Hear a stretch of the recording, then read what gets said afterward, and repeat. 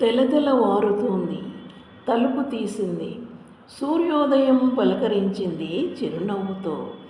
ముంగిలి ఊడ్చింది, కల్లాపి చల్లింది. భూమాత పరవశించింది. ముత్యాల ముగ్గు పెట్టింది. మహాలక్ష్మి గడపలో అడుగుపెట్టింది. దేవుని ముందు దీపం వెలిగించింది. గంటలు మ్రోగాయి. పనులు మొదలయ్యాయి. గోడ మీద గడియారం ముళ్ళు సాగుతూ ఉంది.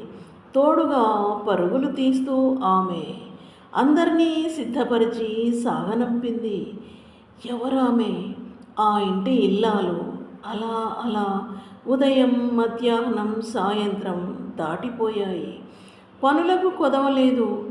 తీరిక క్షణం లేదు. రాత్రి గడిచింది. తెల్లారింది. మళ్ళీ మొదలు.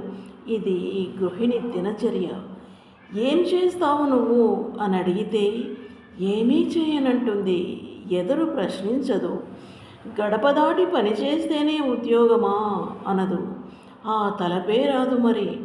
సంపాదన నోచుకొని పదవీ విరమణ ఎరుగని జీవితకాల ఉద్యోగం వెల కట్టలేము, ధర చెల్లించలేము. అది అమూల్యం.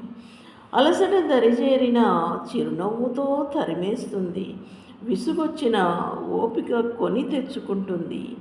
స్వార్థ చింతన, స్వీయ రక్షణ తలవని తరుణి.